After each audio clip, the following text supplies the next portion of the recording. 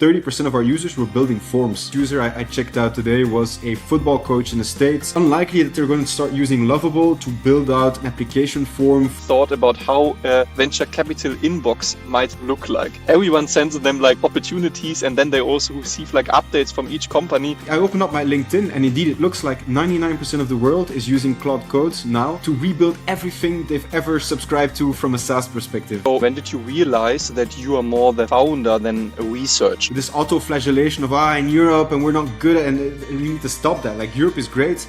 Sure, America has more money and they throw more money around, but we have a whole bunch of different advantages that are good as well. I didn't have you, so I had to do everything on my own. 60 to 15 pitches to then 3 angels, 1 accelerator, 1 VC and 1 VC. All of those nicely designed websites, they will be all replaced by ugly markdowns for our agents to crawl. It was really a pleasure to have you here today. Today, I'm talking to Florian, co-founder and CEO of Weively, a Belgian AI form builder that generates custom service and forms from a single prompt. Florian, I'm super happy that you are here today. Do you want to add something to my elevator pitch? No, I think that's basically it, right? It's a very basic proposition, but everybody needs forms at some point in their life. So that's it. Amazing. And I think like your story is actually super interesting. So Florian and we already met this week and we spoke briefly about the background and the history of the company. So to give like a very small recap to the audience here, Florian raised with his company about 1.2 million across 2 rounds. One was from Belgian VCs, if I'm not wrong now, and one from a public fund, right, Florian? Yeah, so we have 3 shareholders, indeed, public funds, and 2 Belgian VCs. All right, perfect. Let's start here because I think for the people who are listening to the podcast, it's always interesting to get summary background of your company. In what situation are you? Like how many people work for you, who you are, and what you are doing, basically. Definitely. In short, we're a university spin-off. So me and my co-founders spun off from the university from our PhD, well, from my co-founder's PhD research in computer science. So we indeed raised 2 rounds, 1.2 million in total. We're a team of 4 now, so we're keeping it very lean. And we've been at it since 2022. That's amazing. We start now with some icebreaker questions. What would you say currently does your day-to-day look like? Like, has it changed in the last years, or do you still work on the same task last year, for example? No, so I think initially, so like all good startups, we have a pivot story, right? So we used to be more sales driven. So most of my days used to be pure sales. So reaching out, cold outreach, demos, that sort of stuff. And we've pivoted to a product-led movement. So I went from being a initially being a technical person to being a salesperson. Fundraising is always, and admin are always part of it, right? But now I'm more a marketeer, basically. So it's product-led, it's SEO, and I'm doing no sales anymore, but I'm still talking to users of Score, but that's not really sales, right? So it's customer success at best or partnership building, but no sales anymore. So that's a big difference for me. That makes sense. And what again is the name of your co-founder? Yes, Zaman. Yes. Okay. And like, what is like his typical day-to-day job then? 100% coding. So it's either coding himself or reviewing the code written by our colleague who's also a coder. But so that was always a distribution since the beginning. We started with 2, obviously. We were both coders, but he's the better coder. I wanted to do something else, and I'm more of a generalist. So I told him, like, you do coding, pure coding, and I'll do everything else. And the everything else is just basically what everybody else doesn't want to do. That's the definition of what I do. So if somebody doesn't want to do something, I'm the one to take it up and get it fixed, essentially. That sounds fair. That sounds amazing. Cool. So you briefly spoke already about your background also, and especially your technical background. So you have a PhD, and I think it is on data replication in distributed systems, right? Exactly, yeah. So my question is like, how on earth did you end up becoming a form builder? That's a very long story. So it's not based on my PhD. So it was based on Jesse's PhD, and he was doing research on no-code tools.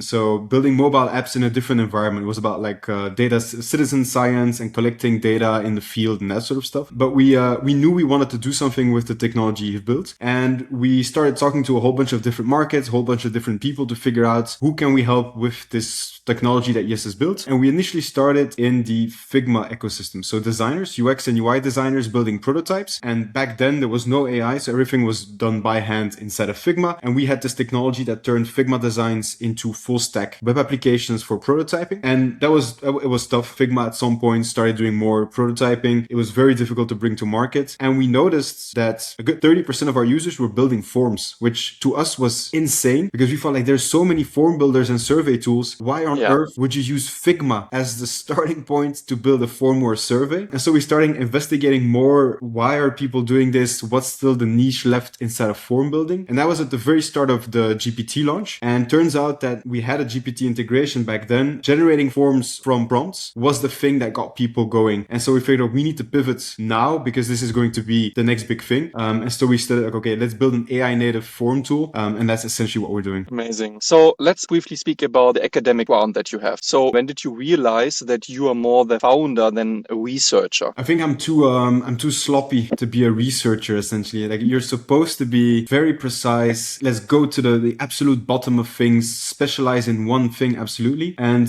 that's not me. Like, I typically get things working good enough. And then when it's good enough, I try to find somebody who's better, final edge. But I'm good at doing a whole bunch of different things up to an acceptable level. I'm not the best salesperson. I'm not the best admin person. None of that is me, but I'm able to do everything okay. And that's what I enjoy doing. I enjoy doing a lot of different things in my day. And essentially that maps very well onto the position of like a CEO of a startup. Like, you have to do a whole bunch of different things, most of which you're completely unfit to do in the beginning. You just have to learn as you go. And then at some point when you grow enough, you'll have a CFO and you'll have a CMO and all of these people that know way better than you. But in the beginning, all of that is you. Yeah, I agree. And it's actually the same for me still right now. So it's also like you start doing something, but it's always like the first time that you do it. And then first of all, you need to learn it. So probably do it the first time shit. And then over time, you see that you are actually improving. But it costs like so much energy and so much grit to stay like motivated during this process. And I would also I think founders in general, most founders I spoke to, all of them are more the generalists. Like, they do this, they do that. And I think this also makes a good founder a good founder. Of course, you then still need someone who is just very good like in coding or developing. But I think like for the success of a company, you always need one person who can basically do everything, even if this task is not nicest or most fun task. Very interesting to hear that now also from you. You never know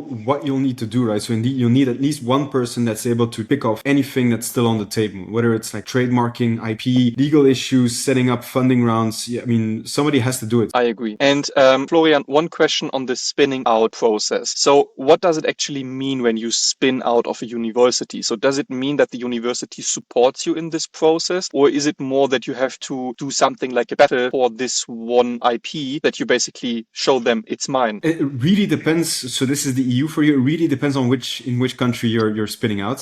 So I can only attest the Belgian ecosystem. So I think universities have, in the 80s, it was a bad idea to do a spin-off. It was like ill considered to take public IP because that's the case in Belgium. You don't own the IP of your PhD, and to try to turn it into a product. But in universities are increasingly investing into spin-offs and trying to make sure that the research that is done at universities is also validated and valorized in the field. And so they're setting up entire infrastructures to help researchers go from the lab to the market, essentially. And then the way that it looks, it really depends on how much investment was made into your PhD research. For example, I know people that did bioengineering spin-offs, and there you have 10 years of research for one molecule. So that's crazy amounts of money. Wow. And then you're pretty sure that you own not a lot of the company that you're going to spin off because there's just so many investment made up front. In software, it's easier because typically it's a one-man PhD. Everything is well delimited. And so sometimes the university takes a part of the share. Sometimes they take an exit fee. It's like on a per case basis. Got it. Yeah, that's interesting. That's an interesting special situation also when it comes to fundraising and the IP, I guess. Let's maybe briefly talk again about your product, because I understood like the history and what you built initially, but I would like to know from you how you see the current landscape, because AI is obviously getting better and better. There are like even more people who are building stuff in seconds on Lovable or Weblet, and all these companies are raising extremely high amounts of money. So do you see that as like a challenge for your own software right now? And how would you solve that if you see it as a challenge? So I think the challenge is in one segment of our users. Forms are ubiquitous. Everybody needs a form at some point. They're all over the internet. Essentially, I think for our technical users, so people building websites, designers, entrepreneurs, I think those users, they won't stick around with traditional form tools for very long. Because like you said, you can just vibe code if you vibe code your entire website, why on earth would you then use form tool to add it as a contact form, right? You're just going to add that natively to the website, and the same for the rest of your tools. But there's still a whole segment of the market which is very unlikely to use any of those tools. So we have a lot of brick and mortar users. So for example, like the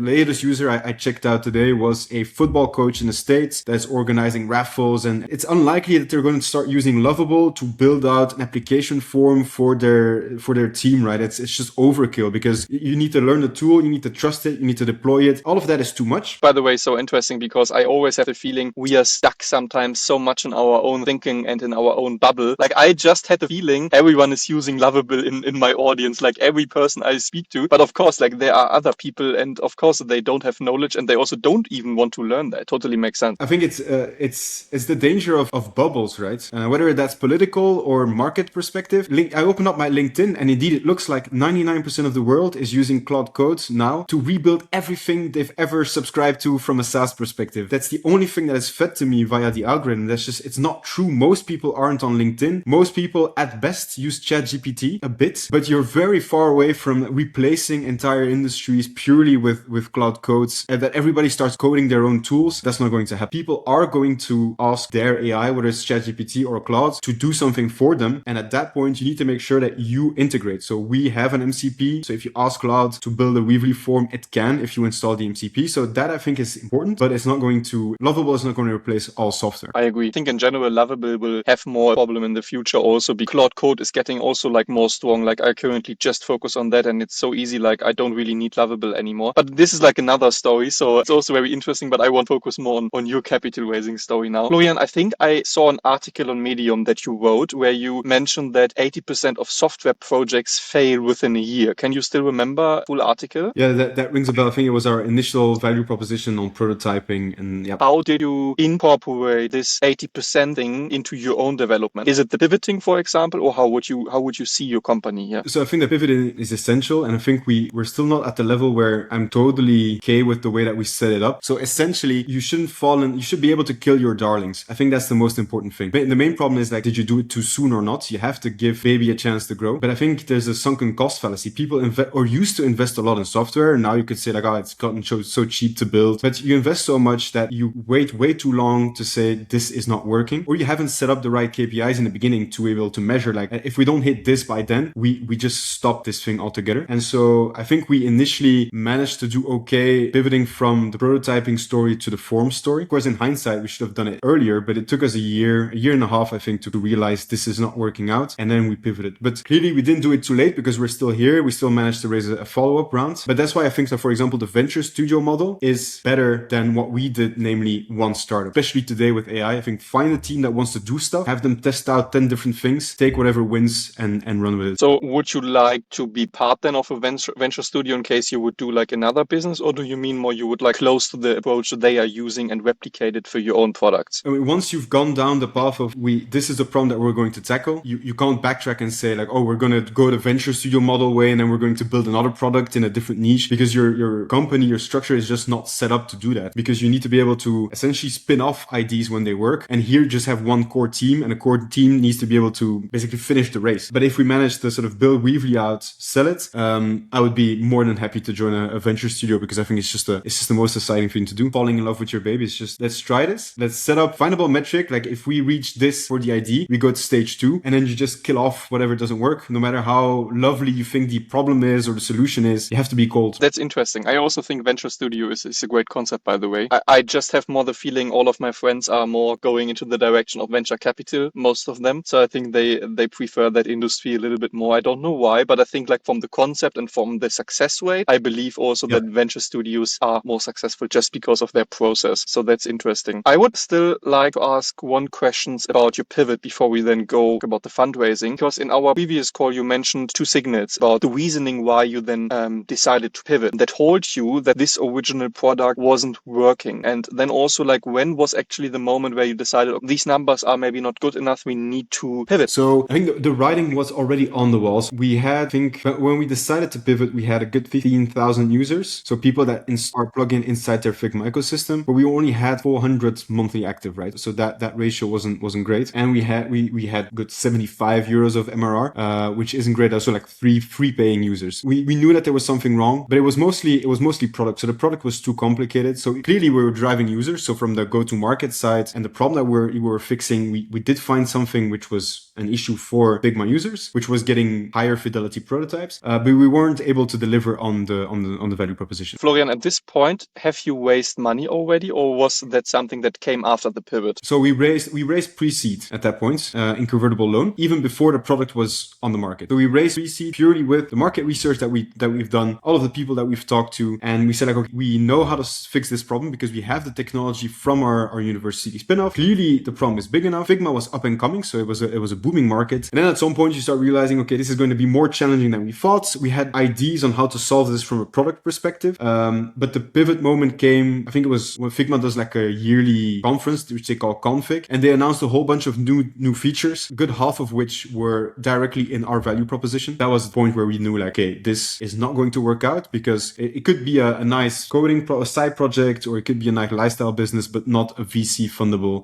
company. That makes sense. I just think it's like very difficult from a psychology perspective to do this type of pivot, because at this point you waste money and you made promises to these pre-seed investors. You told your story like in public. So my question is like, how did you deal with that pressure when you decided to change the direction? Well, I think we were lucky in our pivot in the sense that most people don't have that one pivot moment. Figma wouldn't have had their conference. Maybe would have dragged on for another year and a half and we would run out of money. And so we were forced, we knew we had to pivot. So it wasn't a question of like, how are we going to sell this to investors? We need to do it. So let's have an honest discussion with our investors. So we told them like, look, this just happened. There's two options on the table. Either we stop and you get back the money that is still left and we go our separate paths. And that's where we did some research into like, what could we do? We have a good 30% of our users, which are actually not building prototypes, but forms and surveys. We don't know what we're going to do and how we're going to sort of build a product around this, but there is something here. Here are the signals. These are the users that are using it. So we did some preliminary, we basically sort of did a mini funding round with our existing investors saying, this is also an option. Here is an idea of what we could do. Here's an idea of the market, basically a pitch. And they told us like, look, at this point we've already invested mostly because of the team. And this is a big setback. But if you think you can pull this off, then just run. Like, don't stop now and give us our money back. I prefer that you run and that you try this out than to give us our money back. Got it. Let's maybe then speak a little bit about the pre-seed round, because I think it's somehow connected now to the previous topic. Could you walk us through the process of how you raised the pre-seed round? For my research, I know that you raised from the one VC fund that is connected to your own university, and I think then Brussels Public Investment Fund, and also maybe any challenges you had in that process. So that's an advantage of being a spin-off in Belgium. There's a funding. There's the funding agency, or there's a VC that is specifically linked to the universities, which doesn't mean that you get money whenever you ask for it, right? They're still a traditional VC. So they look for all of the same signals, but they're linked to the universities and they get a right of first negotiation. So essentially, if you want to do a spin-off, you talk to them and then they can say like, we're interested or we're not interested. But essentially that means you have a warm introduction. That's the advantage. You have one warm introduction to an established VC because you're a spin-off. So that always helps. Warm introductions, whether it's selling or raising, it's always at least the 50% cutoff is gone. And so we started talking to them, I think a good 6 months to 8 months before we spun off, just to build up trust, because that's the big, in pre-seed, that's the entire thing. It's just, you're a bunch of people that don't know each other. You don't have a product. You don't have any revenue. You don't even have a company yet because you haven't spun off yet. Yeah. And so trust is a big thing. And so I still do that today, but what we did back then is we send out an email, I think every 2 weeks or every month, saying, these are the things that we've done to advance. These are the things that we still need to do. And this is where we want to be next month or in 2 months. And so you share these updates like once per month with all your current investors, or also potential investors who might be strategic future investors. So now I do it every quarter. Back then we used to do it more often because we were in talks with them. Now I still do it every quarter with every potential investor for a follow-up round. So whenever I talk to an investor and they seem interested, and of course VCs always seem interested, most of them don't say no right away, but I just add them to a list and I send them an update every quarter saying, this is where we are, these are the challenges, this is what we want to fix. And it just works. Even if most of them don't reply, I heard then via that a lot of them actually read it and know about us because I give them that update. And it just creates trust because you have nothing to hide. They follow the story, the ups and the downs. And that's what we did back then as well. And that helped us raise the pre-seed round with them. And then once you have one VC on board, it's always easier to find somebody else to also co-invest, especially if it's an institutional fund and you already have a lead for your round. Typically, it's easier to convince the institutional fund to then co-invest for a smaller amount. And I think like these investor updates, I fully agree. Like it's pure gold. We also do that quite often, and we always tell that our own clients at spectup. So what we typically do is first of all booking the investor conversations, doing the introductions, but then the hard part is really starting the relationship building. So I'm just like I had to smile a little bit because I thought about how a venture capital inbox might look like. Everyone sends them like opportunities, and then they also receive like updates from each company. There must be so many emails and updates, but it's interesting. Like I also believe it makes sense and they read it, but yeah, I guess they are pretty busy.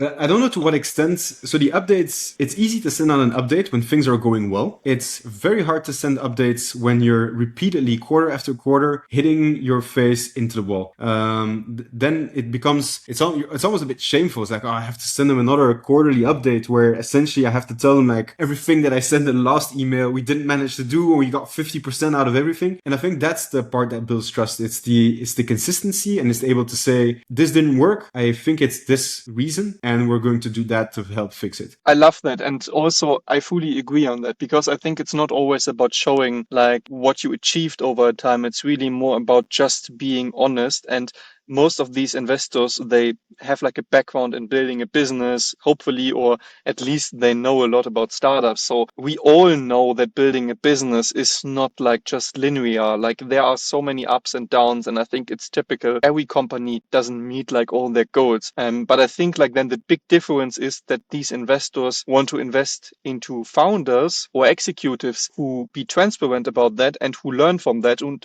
who then share maybe in 1 year the update how they overcame these obstacles. Hopefully, maybe not 1 year and let's say 6 months or 5 months. But you know what I mean. So I think this is what they appreciate, and this is also why I believe even if you have bad updates, just share them, right? There's no point in trying to dissimulate in the sense that either they will at some point invest, hopefully, and then they will see whatever went wrong because they will ask for it will show up in their due diligence, or they won't invest, and like you have nothing to lose. There's no reason to hide or to lie, or just present the things as they are. And indeed, the important thing is to be able to showcase like, I know where we're going, or I know what we need to do to know where we're going, but what happens.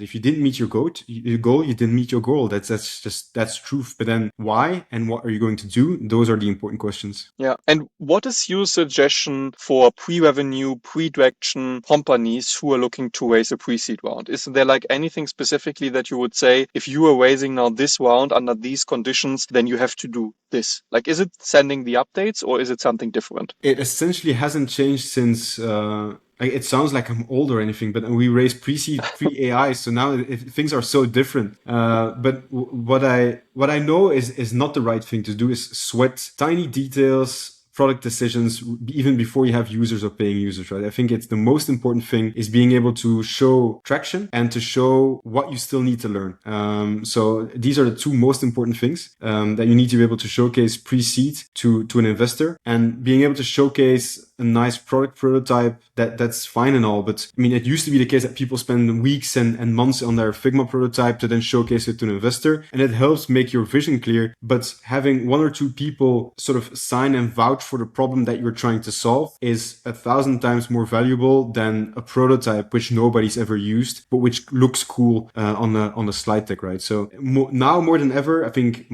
marketing, go-to-market, and the problem that you're solving is more important than actual product that your MVP or whatever. I agree. I have a question now that is also connected to your first funding round. At least from how I see like the landscape, Belgium doesn't have the most obvious startup brand globally. So do you feel like you are building from a starting point, or that was more difficult compared, for example, to being in London, New York, or in Berlin? It's hard because I don't have the comparison point, in the sense that I understand that sort of London and Berlin are bigger in tech hubs and investment funds than Brussels or Belgium are. Then again, I would assume that the competition is bigger as well. I don't know whether, Probably, yeah. I don't know the ratio. That's the thing. And I know Yeah. that especially in Belgium and around Ghent, the investment scene, the startup scene is really booming. So Nice.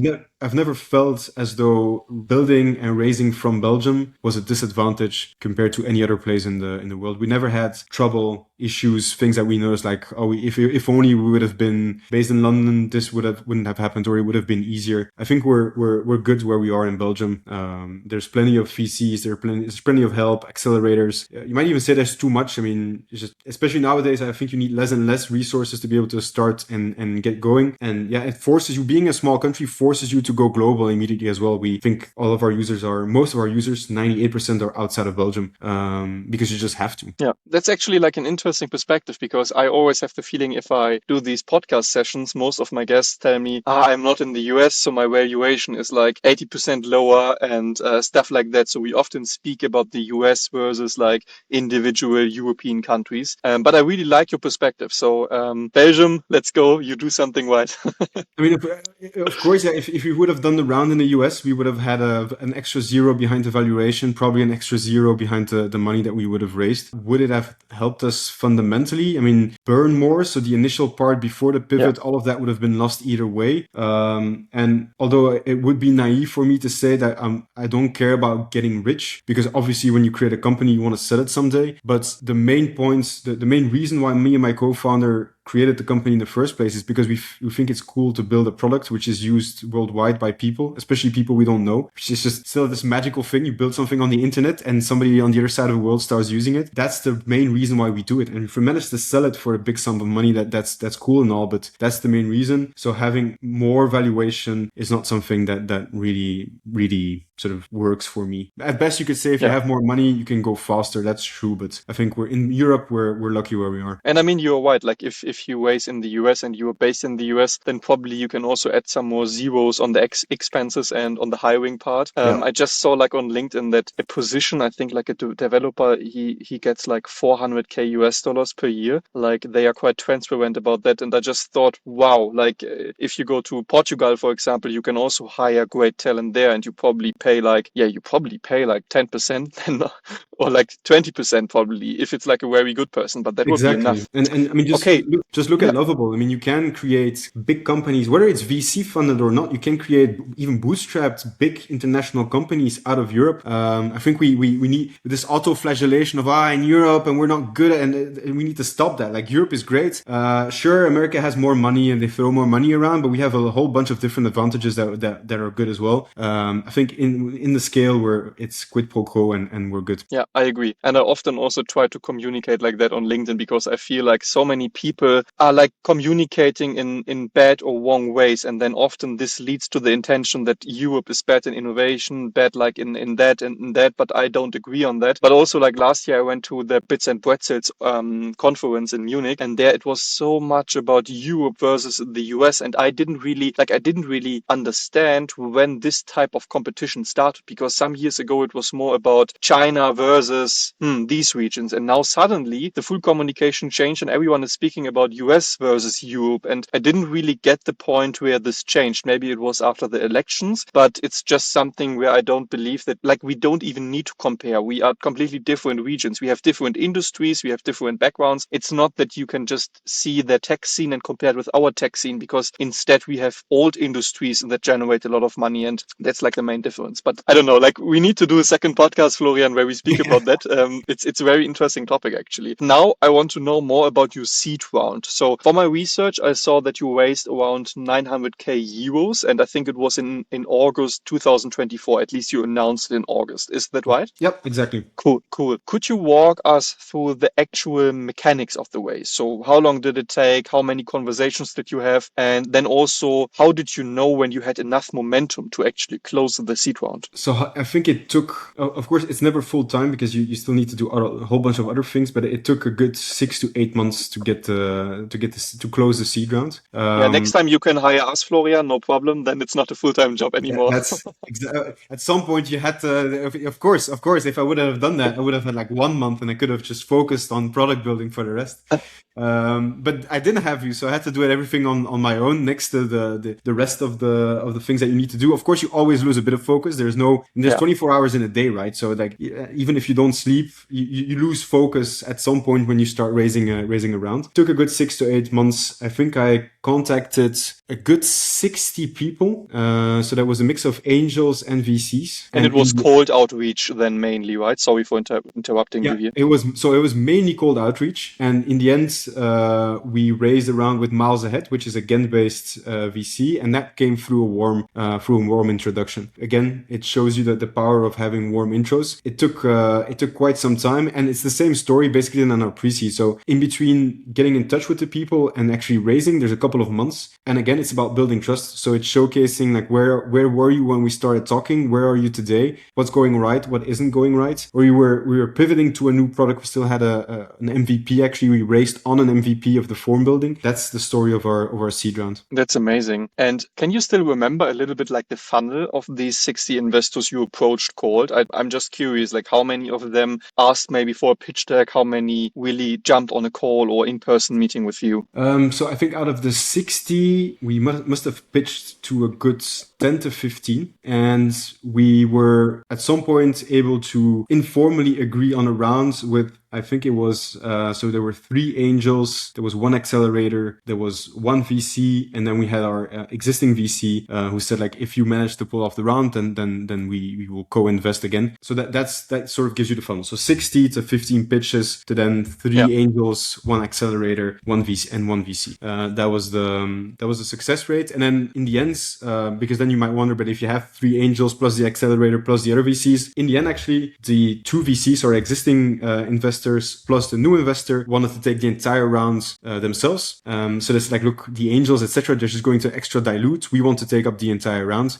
So then we had to have hard discussions with the angels that showed interest and with the accelerators saying like, look, like we're pretty far in the stage of like discussing and seeing how we could shape the round, but we can't pass this opportunity of doing the entire round with existing investors plus only 1 new party. And so we're going to have to cut the ties now, but we still stay in touch with them. Process, like what was the hardest objection you have faced in the fundraising conversations? Was there like any specific question or pushback from the investors that you can still remember? It's hard because it was completely fair, and it's still a completely fair point. Was VC saying you're in a market which is too competitive? It's too competitive. You have zero moat almost. Of course, there is like a huge moat. Florian will have no issues at all. But I think so. That's how we managed to raise the round. Is when a VC told me like, you're in a competitive space, yeah, what's your moat? And I told him like, look, I'll be fair with you. The moat is very thin. We are in a super competitive space, but we believe that there's still room for an additional player. But we have a team which is able to set up a go-to-market machine, a product-led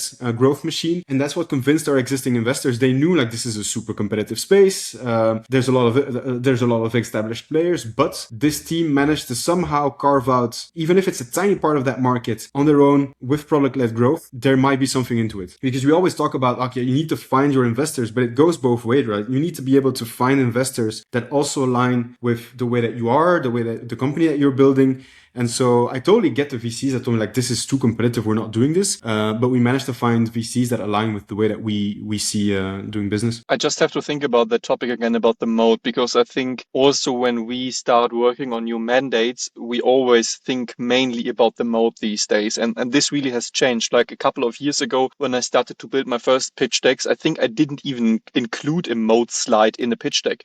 And now it's typically one of the most important slides. Of course, it depends always on the funding round, but I think that had really changed like over the last time, and I think this is quite interesting. So I think you mentioned also that you plan to raise a future round, so thing change when it comes to the mode. So you mentioned already like you think it might be even thinner than before. Is there anything like feature wise or like anything where you think, okay, we can actually build up like the mode so that we have it and make it bigger again? I know what you mean, and I think there's 2 levels of modes that you need to be transparent about to when you raise a round. It's the short-term mode. It's like, but if tomorrow some kid vibe codes this thing, like why wouldn't he be a valid competitor? That's one mode that you need to sort of build up. And then the second mode is like, okay, but in 5 years, why will you still be around? And I think in the short term, it's maybe even more complicated to build out a marketing machine. So that's specific to our industry, like product led and our go-to-market strategy. You can't just simply set up a tool, put it online, and think that people are going to start using it, especially in a competitive space. Like if you're lovable and you were in the very beginning of a new market, then it's different. But we're in an established market, so you can't just launch a new form builder and expect to have 1,000 users tomorrow. Like they need to be able to find you. That takes a lot of time. So that is a short-term mode. The long-term mode, I'll be honest, I think no, I mean, 5 years from who can project themselves 5 years down the road anymore? Unless you're sitting on something which is super fenced off, either proprietary data, patented algorithm, then you have a genuine sort of long-term mode. But all the rest, nobody knows what will be in 5 years. Again, this brings me also back like to the topic with Weblet and Lovable. I think honestly, these companies underestimated what OpenAI and Claude will do, especially Claude Code now, because what I heard also is that all these LLM models, they basically track your usage. And if they see that you have like very high usage, they can basically see, okay, this business model is working. So we need to add these features into our LLM models capabilities. So all the AI tools that use these LLM models, they are basically showing their data to them and they allow them to build something that will beat them. And I think now, especially in 2026 and 2027, we will see very, very often now that companies who even waste high amounts of money in funding rounds will fail just because of that. I mean, this is like an assumption, but yeah, that's my feeling. Florian, I have some rapid fire questions, and then we also come to the conclusion. Okay. You're just allowed to answer in one sentence. So, Okay, cool. Typeform, Google Forms, or Yotform? What do you think is like the hardest competitor right now for you to beat? Google Forms. Everybody knows Google Forms. People even use Google Forms as they ask our AI, can you build me a Google form that does this? It's so well known that people use it as almost as a verb. I'll Google form it, right? It's the main competitor. And what would you say is like the biggest red flag from an investor in a pitch conversation? So if you speak to an investor, and you mentioned also that you need to pick the investor as well, it's not only the investor picking the company. So what is your red flag when you speak to them? I think the red flag is if especially now, the entire VC team, nobody ever built a business. So you're looking for people that, depending if you already have investors or not, but you're looking for people that can help you grow in the beginning. And so if you don't have anybody in your VC or in your advisory board or whatever that went through what you're going through, you're making it harder on yourself than you need to, I think. Academic background, do you think it's like an advantage or a handicap for a founder? Can I say both? I think the advantage is that you're used to dealing with rejection, writing papers, doing academic research. You fail more than you win, and so most academics are tenacious. It's a disadvantage in the sense that you overestimate the importance of engineering. You over-engineer stuff. Things have to be perfect before you can ship them, because that's the nature of an academic, and that's a big disadvantage. And what do you think? Okay, no, we spoke about that question already. I just wanted to ask, where do you think will your company be like in 3 years? But we just said like nobody of us will know. But do you have like a feeling where you will be in 3 years? If I'm being bold, I think in 3 years, our editors or our interface is no longer used, but we serve as the infrastructure for other AI tools to build out surveys and forms on a trusted infrastructure. So we are the trusted party to build a form, to deploy it, to gather responses, to send responses to a different tool. All of that is running in the background, but the interface to our platform is Claude, Google, is Gemini, is ChatGPT, is whatever AI people will be using then, but our interface will be gone. Do you also think websites in general will be gone then? So like marketing websites like spectup.com, for example, without making any ads now, but do you think like websites in general will be also disappear? I think if the trend continues the way it does now, yes, people are increasingly relying on their LLM. Just they ask it a question, ask it to go online, find it. So why would you then still do stuff manually? If you can really trust it, why would you still yourself go to a website and find stuff out? So all of those nicely designed websites, they will be all replaced by ugly markdowns for our agents to crawl. Oh no, I don't want to hear that. Like I spend way too much time and love on our own website. Let's see what will happen. Okay, Florian, thank you so much. Actually, that was the last question related to your company and fundraising. Maybe one last thing. So we didn't speak that much about potential future funding rounds. And I had a podcast recording on Friday last week where someone told me he raised live in a podcast. So I want to know, are you planning to raise as well in the future? And what does like the timeline look like if yes? Yeah, so you're always planning to raise, right? Either you're planning to raise or you're planning to exit very soon. So that's the game. So we're raising probably Q2 of 2027. We plan to do an A round,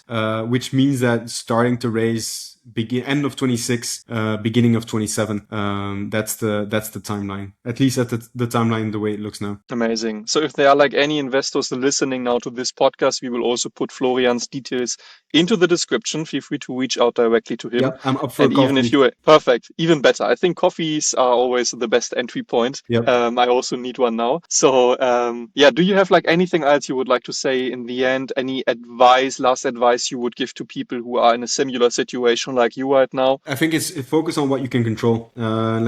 Again, you open up LinkedIn, this is that is that. In 2 years, none of these companies will exist, yada, yada, blah, blah, blah. At some point, you have to be able to filter out the noise. What do you control? How does it look like today? Make sure that you stay nimble and you can change the way that your trajectory. But at some point, you have to get your head down, build, make sure you talk to customers and just move forward. Because otherwise, if you constantly listen to all of the things that could go wrong, you never do anything. Florian, thank you so much. It was really a pleasure to have you here today. Likewise. Really looking forward to see the live podcast, and let's stay in touch. Thank you so much. Absolutely.